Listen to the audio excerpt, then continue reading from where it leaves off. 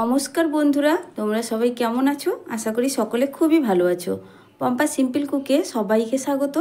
আজকে আমি তোমাদের সঙ্গে দুর্দান্ত স্বাদের এবং খুবই কম সময়ের মধ্যে হাতে থাকা উপকরণ দিয়ে এরকম একটা টেস্টি পরোটা বানানোর রেসিপি শেয়ার করব। তো বন্ধুরা, তোমরা পুরো ভিডিওটা দেখতে থাকো, তাহলে কিন্তু তোমরা খুব সহজে বাড়িতে বানিয়ে ফেলতে পারবে। এটা কিন্তু স্কুল অফিসের টিফিনের জন্য বা বাড়িতে সকালে জলখাবারের জন্য এরকম একটা নরম তুলতুলে পরোটা বানিয়ে সবাইকে চমকে দিতে পারবে। আর এই পরোটা এতটাই টেস্টি হয় যে খাবে সে প্রশংসা করতে তোমার বাধ্য হবে।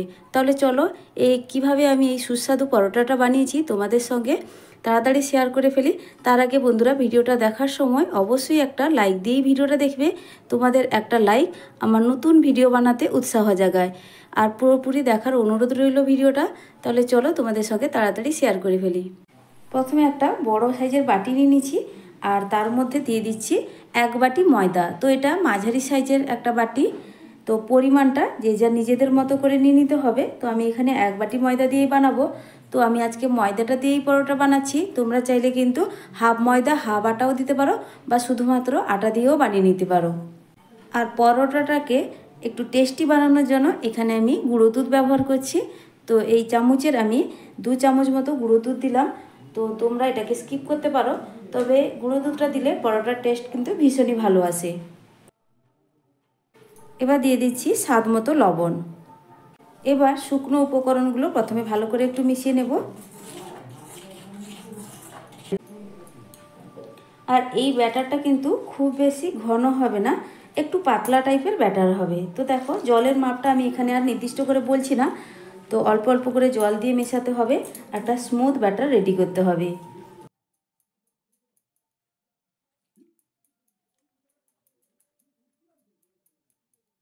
তো দেখো, ময়দার ব্যাটারটা কিন্তু একদমই আমার রেডি হয়ে গেছে। আমি একটা চামচের সাহায্যে তোমাদের দেখাচ্ছি ব্যাটারটা কতটা স্মুথ হয়েছে।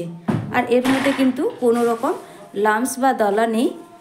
তো এইভাবে কিন্তু ময়দার ব্যাটারটাকে রেডি করে নিতে হবে। আর এর ঘনত্বটা দেখো। তো পরোটার জন্য ব্যাটার একদমই রেডি, আর ব্যাটারের ঘনত্বটা একদম এইভাবেই করতে হবে। তোমরা দেখে নিশ্চয়ই বুঝতে পারছো। তো খুব বেশি কিন্তু আমি এটাকে ঘন রাখিনি, একটু পাতলা টাইপেরই ব্যাটারটা রেখেছি, আর খুব বেশি পাতলাও না। তো দেখো, চামচের উল্টো সাইডটাও আমি দেখাচ্ছি। দেখো ব্যাটারের ঘনত্বটা। তো মাঝখান দিয়ে আমি আঙুলে এইভাবে দাগ টানলে সঙ্গে সঙ্গে কিন্তু দুটো দাগ একসঙ্গে মিলছে না। তারপরে দেখো, দুটো মাঝারি সাইজের আমি আলু নিয়েছি, আর একটা থালার মধ্যে রেখেছি গ্রেটার, আর থালার মধ্যে আমি কিছুটা জল রেখেছি। এবার আলুটাকে গ্রেট করে নেব। আর গ্রেটারের এই যে বড় ছিদ্রটা আছে, এই বড় ছিদ্রটা দিয়ে কিন্তু আমি আলুটা গ্রেট করবো, এই ছোটো ছিদ্র দিয়ে না। তো দেখো, আমি আলুটাকে গ্রেট করে নিই।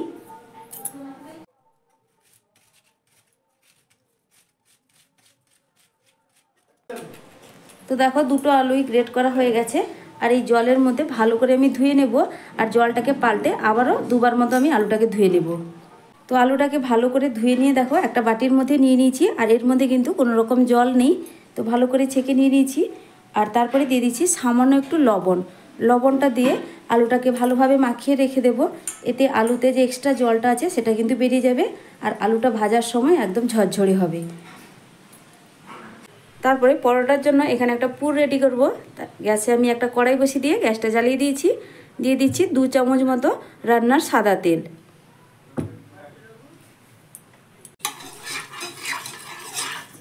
তেলটা এবার গরম হয়ে গেছে।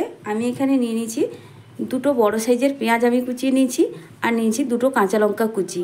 আর পেঁয়াজ আর লঙ্কাটাকে প্রথমে আমি দিয়ে দেবো তেলের মধ্যে। আর পেঁয়াজ আর লঙ্কাটাকে খুব বেশি ভাজবো না, হালকা করে একটু প্রথমে ভেজে নেব। তো পেঁয়াজটাকে হালকা করে আমার এখানে ভাজা হয়ে গেছে, খুব বেশি দেখো ভাজিনি, হালকা একটু কালারটা চেঞ্জ হয়েছে। এবার আমি দিয়ে দেবো আলুটার মধ্যে যে লবণটা মাখিয়ে রেখেছিলাম। দেখো আলুটা থেকে কতটা পরিমাণ জল বেরিয়েছে। আর ভালোভাবে এই আলুটা চেপে চেপে জলটা বের করে দিয়ে আমি এবার আলুটাকে দিয়ে দিচ্ছি।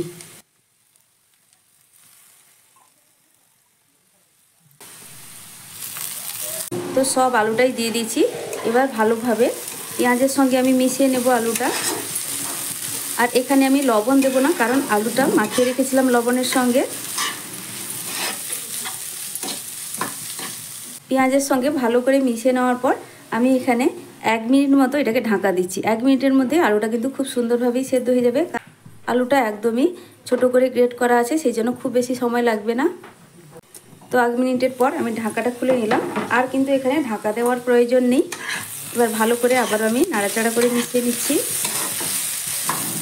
তারপরে দেখো সামান্য একটু হলুদের গুঁড়ো দিলাম এর মধ্যে, আর দিচ্ছি অল্প পরিমাণ লঙ্কার গুঁড়ো। তারপরে ভালো করে মিশিয়ে নেব হলুদ আর লঙ্কাটাকে আলুর সঙ্গে। আর লঙ্কা গুঁড়ো তোমরা এখানে ব্যবহার নাও করতে পারো, শুধুমাত্র কাঁচা লঙ্কা দিয়েও হবে। তবে লঙ্কার গুঁড়োটা দিলে কালারটা একটা সুন্দর আসবে, সেই জন্য সামান্য একটু লঙ্কার গুঁড়ো আমি এখানে ব্যবহার করলাম। তো দেখো বন্ধুরা, আলুটা কিন্তু এখানে ভাজা হয়ে গেছে।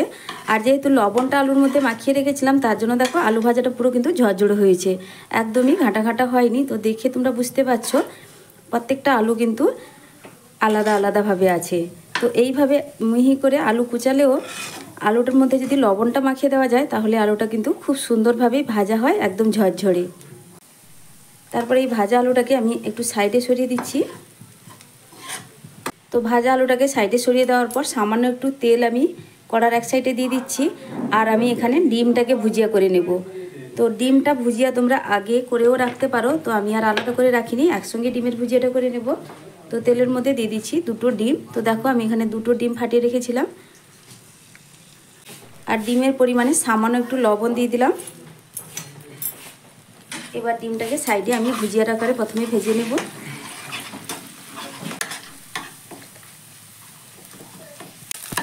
তো দেখো ডিমের ভুজিয়াটা খুব সুন্দর করেই ভাজা হয়ে গেছে। এবার আলুর সঙ্গে আমি মিশিয়ে নেব। আর এই পুরটা দুর্দান্ত লাগে পরোটার সঙ্গে। তো দেখো ভালো করে এখানে মিশিয়ে নিলে পুরটা একদমই রেডি হয়ে যাবে। আর এখানে কোনো রকম আমি মশলা ব্যবহার করব না। তো তোমরা চাইলে গরম মশলা কিংবা ম্যাগি মশলা একটু ব্যবহার করতে পারো, কিংবা ধনেপাতা কুচিও একটু দিতে পারো। তো আমি এখানে আর কিছুই দিচ্ছি না, শুধুমাত্র এই আলু ডিমের পুরটাই ভীষণই ভালো লাগে খেতে। তো ভালো করেই আমার এখানে মেশানো হয়ে গেল। পুরটা দেখো একদমই রেডি। এবার গ্যাসের ফ্লেমটা অফ করে আমি পুরটাকে একটা প্লেটের মধ্যে তুলে নেব। পরোটাগুলো ভাজার জন্য তারপরে গ্যাসে একটা আমি ফ্রাইং প্যান বসিয়ে দিয়েছি। এবার দিয়ে দিচ্ছি একদম অল্প পরিমাণ তেল। তো এখানে সাদা তেল দিচ্ছি, দেখো 1/2 চামচ পরিমাণ এখানে তেল দিলাম। তো খুবই কম তেল দিয়ে কিন্তু পরোটাগুলো ভাজা হয়। এবার তেলটা দেওয়ার পর একটা ব্রাশ দিয়ে তেলটাকে ভালো করে আমি প্যানের গায়ে চারদিকে ছড়িয়ে দিচ্ছি। তারপরে এখানে যে ময়দার ব্যাটারটা রেডি করেছিলাম, দেখো আবারও ভালো করে হাতা দিয়ে এইভাবে নাড়িয়ে নিচ্ছি, যাতে উপর নিচ সমান হয়ে যায়। তারপরে এখান থেকে আমি একটু করে দিয়ে পরোটার আকারে গড়িয়ে নেব। তো তবে উপর নিচ ভালো করে তোমরা যতবারই পরোটাটা বানাবে, ততবারই কিন্তু এইভাবে ময়দার গোলাটাকে উপর নিচ করে নিবে। তো অল্প পরিমাণ আমি এখানে দিয়ে দিচ্ছি, 1 হাতা পরিমাণ। তারপরে হাতলটা ধরে এইভাবে একটু ঘুরিয়ে নেব। তো দেখো গড়িয়ে নেওয়ার পর বসিয়ে দিয়েছি। আর কিন্তু এটা কয়েক সেকেন্ডের মধ্যেই ভাজা হয়ে যায়।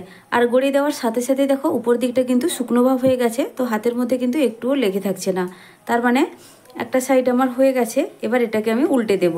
আর এটা বানানো খুবই সহজ, পরোটাটা খুবই কম সময়ের মধ্যে এটা বানিয়ে নেওয়া যায়। তো পরোটা উল্টে দেওয়ার পর আমি যে পুরটা রেডি করে রেখেছিলাম, সেই পুরটা কিছুটা আমি এইভাবে দিচ্ছি এক সাইডে। তো দেখো পুরোটা ছড়িয়ে দিচ্ছি না, আমি এক সাইডে এইভাবে দিয়ে দিচ্ছি। তো কিছুটা পুর আমি এই সাইডে দিয়ে দিচ্ছি এক সাইডে, আর উল্টো সাইডে এইভাবে খুন্তির সাহায্যে ধরে আমি দেখো এইভাবে চাপিয়ে দেব। সমান করেই চাপিয়ে দিলাম। তারপরে একটু এই খুন্তি নিয়ে সাইডটা এইভাবে চেপে দিলে ভালোভাবে কিন্তু সেট হয়ে যাবে, খুলে যাওয়ার আর ভয় থাকবে না। তো দেখো খুব সুন্দরভাবেই কিন্তু সেট হয়ে যাচ্ছে। হালকাভাবে আমি কিন্তু একটু চাপ দিয়ে দিচ্ছি সাইডগুলো। তারপরে আবারও সামান্য একটু তেল আমি ব্রাশের মধ্যে নিয়ে উপরে এইভাবে লাগিয়ে দিচ্ছি। লাগিয়ে দেওয়ার পরে উল্টে দেব, উল্টো দিকটাও একইভাবে তেলটা লাগিয়ে দেব। এতে তেলটা দেওয়ার পরে কালারটা সুন্দর হবে, ভাজাটা খুবই ভালো হবে। তো খুব বেশি তেল না, একদম অল্প পরিমাণ তেল। দেখো ব্রাশটা করে দিলাম। তো এক সাইড খুব সুন্দর একটা কালার চলে এসছে। আমি এবার এটাকে উল্টে দিচ্ছি। আর এই পরোটা বানানো কিন্তু খুবই সহজ, খুব কম সময়ের মধ্যেই বানিয়ে ফেলা যায়। আর যে কেউ কিন্তু এটা বানিয়ে ফেলতে পারবে। আর টেস্ট কিন্তু ভীষণই সুন্দর হয়। তো তোমরা একবার হলেও এই পরোটাটা একবার বানিয়ে দেখো, আশা করছি তোমাদেরও খুবই ভালো লাগবে। তো একটা পরোটা আমি তুলে নিলাম, বাকিগুলো একইভাবেই ভেজে নেব। তো আবার একটা তোমাদের ভেজে দেখাচ্ছি। একদম অল্প পরিমাণ কিন্তু তেল দিতে হবে, খুব বেশি দেবে না। তারপর তেলটাকে ভালো করে ব্রাশ করে দিলাম।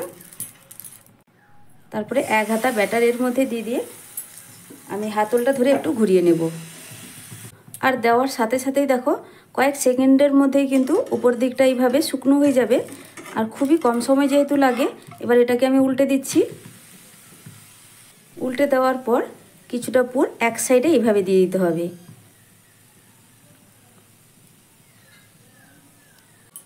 এক সাইডে দিয়ে দেওয়ার পর তারপরে আবারও যে সাইডে ফাঁকা আছে সেই সাইডটা ধরে এইভাবে ডবল ভাঁজ করে দিতে হবে। তো পুরটার উপরে আমি এইভাবে চাপিয়ে দিলাম। তারপরে সাইডটা এই খুন্তির সাহায্যে একটু চাপ দিয়ে দিলে ভালোভাবে কিন্তু সেট হয়ে যাবে। এবার উপর থেকে সামান্য একটু তেল ব্রাশ করে দেবো, যাতে ভাজার পর কালারটা সুন্দর লাগে দেখায়। উল্টে দেওয়ার পর আবারও একইভাবে তেলটা লাগিয়ে দেব। আবারও একবার আমি উল্টে দিচ্ছি। দেখো পরোটার মধ্যে খুব সুন্দর একটা কালার চলে এসছে। আমি এবার এটাকে তুলে নিচ্ছি। একই প্রসেসে সব পরোটাগুলো আগে ভেজে নেব, তারপরে আবারও ফিরে আসছি। তো দেখো বন্ধুরা, পরোটাগুলো আমি ভেজে নেওয়ার পর আমি একটা প্লেটের মধ্যে নিয়ে নিয়েছি। আর পরোটাগুলো দেখতে কতটা সুন্দর হয়েছে, ভীষণই টেস্টি হয় আর ভীষণই লোভনীয় হয় কিন্তু খেতে এই পরোটাগুলো। তো তোমরাও খুব সহজে বাড়িতে চটজলদি বানিয়ে ফেলতে পারবে। মাত্র হাতে থাকা 10 মিনিটের মধ্যেই কিন্তু এইরকম একটা পরোটা তোমরা বানিয়ে ফেলতে পারবে বাচ্চাদের স্কুল অফিসের টিফিনের জন্য বা বাড়িতে সকালে জলখাবারের জন্য। এইভাবে বানিয়ে ফেললে প্রত্যেকেই কিন্তু ভীষণই খুশি হবে। তো একটা পরোটা আমি তোমাদের তুলে দেখাচ্ছি। দেখো পরোটাটা কতটা সফট হয়েছে। আর ভেতরে দেখো আমি একটু কেটেও দেখাচ্ছি, ভেতরের পুরটা কিন্তু কতটা সুন্দরভাবে আছে, একটুও কিন্তু বেরিয়ে যায়নি। আর এইভাবে তোমরা বাড়িতে খুব সহজে পরোটা বানিয়ে দেখো। সত্যি বলছি এতটাই ভালো লাগে, ভীষণই টেস্টি হয়। আর আমার এই আজকের ডিম আলুর দিয়ে পরোটা রেসিপিটা তোমাদের কেমন লাগলো বন্ধুরা, অবশ্যই কমেন্ট করে জানাবে। আর যদি ভালো লেগে থাকে তাহলে লাইক শেয়ার সাবস্ক্রাইব করে দেবে। আজকের মতো টাটা, ফিরে আসছি নতুন এক রেসিপি নিয়ে।